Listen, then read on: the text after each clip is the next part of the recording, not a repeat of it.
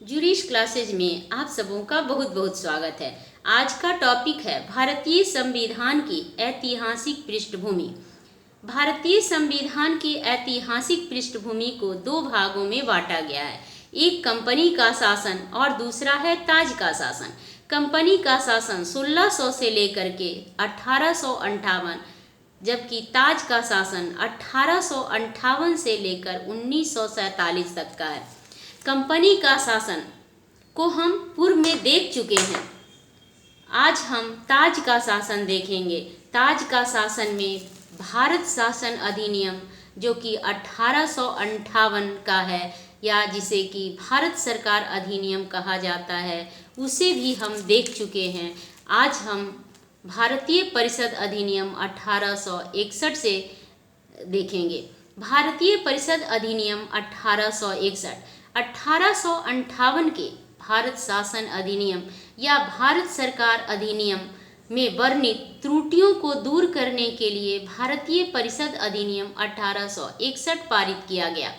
Governor general को संकटकालीन स्थिति में विधान परिषद की अनुमति के बगैर अध्यादेश जारी करने का अधिकार दिया गया।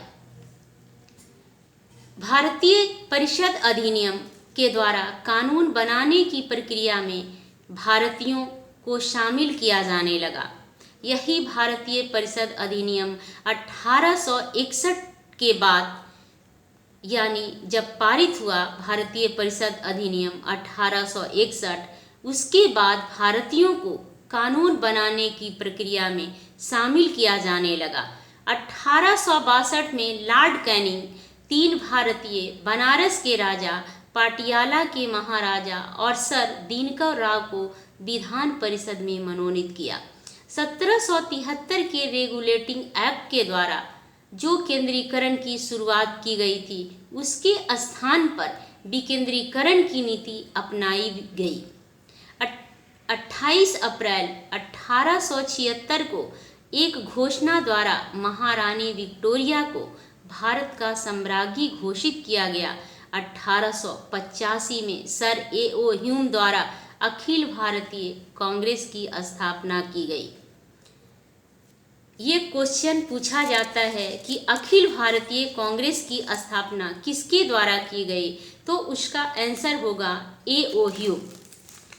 द इंडियन काउंसिल एक्ट 1892, जिसे भारतीय परिषद अधिनियम 1892 कहते हैं, 1885 में कांग्रेस की स्थापना तथा इलवर्ट बिल विवाद के बाद भारतीयों को प्रशासन तथा विधि निर्माण में और अधिक प्रतिनिधित्व की मांग की जाने लगी, जिसके परिणाम स्वरूप 1892 का भारतीय परिषद अधिनियम पारित किया गया।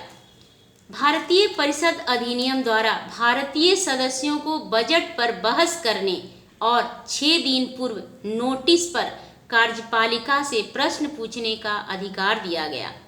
भारतीय परिषद अधिनियम द्वारा केंद्रीय तथा प्रांतीय विधान परिषदों की सदस्य संख्या बढ़ा दी गई। भारतीय परिषद अधिनियम 1909, इसे मार्ले मिंटो सुधार अधिनियम भी कहा जाता है। भारतीय परिषद अधिनियम अरुंडेल समिति की रिपोर्ट पर पारित किया गया। नवंबर 1906 में लॉर्ड कर्जन के स्थान पर लॉर्ड मिंटो को भारत का वायसराय तथा जॉन मार्ले को भारत का राज्य सचिव नियुक्त किया गया। भारतीय परिषद अधिनियम द्वारा केंद्रीय और प्रांतीय विधान परिषदों में भारतीयों की संख्या 16 से बढ़ाकर 60 कर दी गई। भारतीय परिषद अधिनियम द्वारा मुस्लिमों के लिए पृथक मताधिकार तथा पृथक निर्वाचन क्षेत्र की व्यवस्था कर फूट डालो और राज्य करो की नीति अपनाई गई। भारतीय परिषद अधिनियम द्वारा भारतीय सदस्य को पूरक प्रश्न पूछने का अधिकार दिया गया। भारत सरकार अधिनियम 1919, जिसे कि मॉन्टेग्यू चेम्सफोर्ड सुधार अधिनियम भी कहा जाता है, मॉन्टेग्यू चेम्सफोर्ड रिपोर्ट के आधार पर भारत शासन अधिनियम 1919 पारित किया गया। भारत सरकार अधिनियम 1919 द्वारा पहली बार प्रत्यक्ष चुनाव प्रणाली अपनाई गई। सर्वप्रथम केंद्र में द्विसदनात्मक विधायिका स्थापित की गई, जिसे यानी राज्यसभा और लोकसभा का गठन किया गया। भारत सरकार अधिनियम 1919 ने भारत में एक लोक सेवा आयोग का गठन का प्रावधान किया। साइमन आयोग 1927।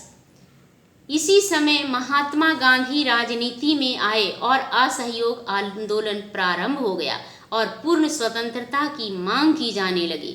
1927 में जॉन साइमन के नेतृत्व में 7 सदस्यीय वैधानिक आयोग का गठन किया गया।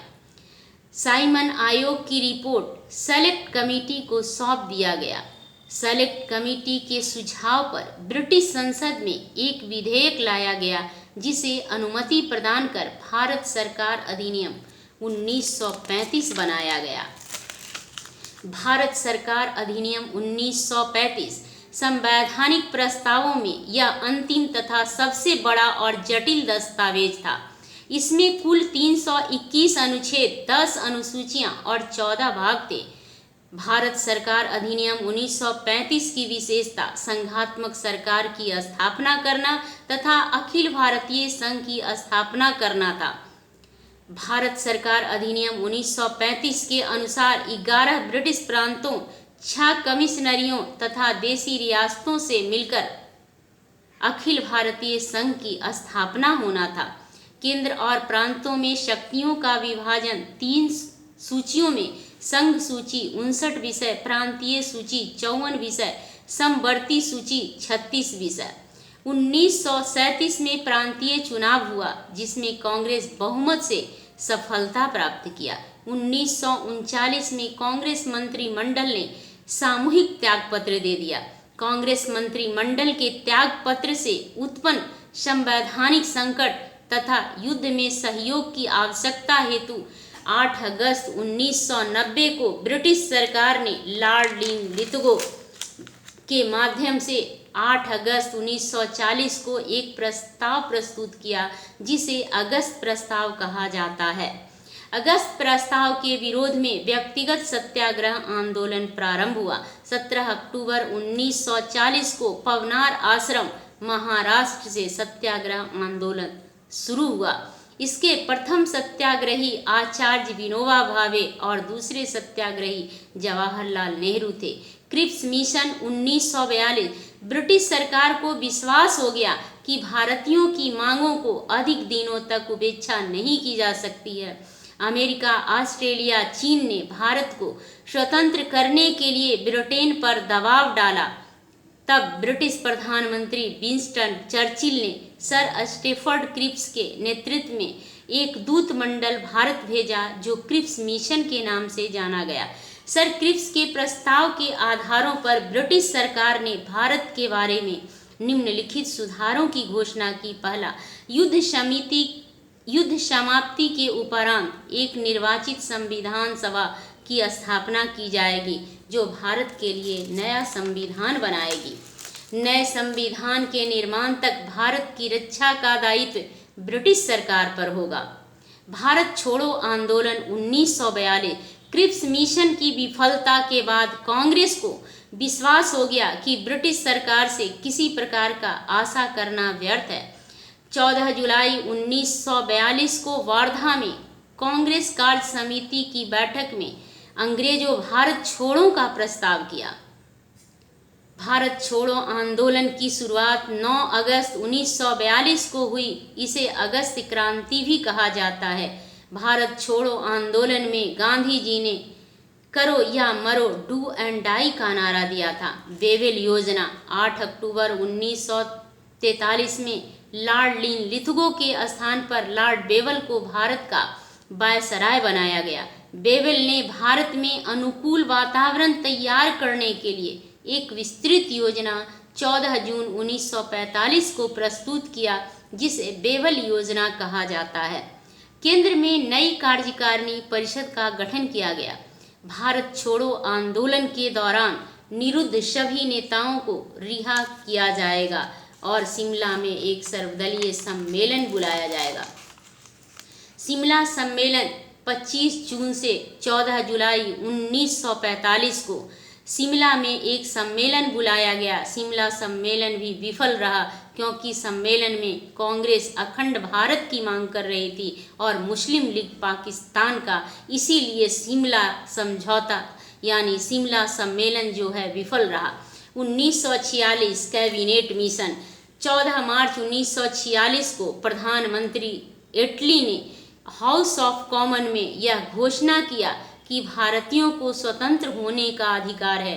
इसके लिए उन्होंने कैबिनेट मंत्रियों का एक 3 सदस्यीय मिशन, जिसके सदस्य Stafford Cripps, Lord Pethick Lawrence और एवी अलेक्जेंडर थे, जिसे कैबिनेट मिशन की संज्ञा दी गई।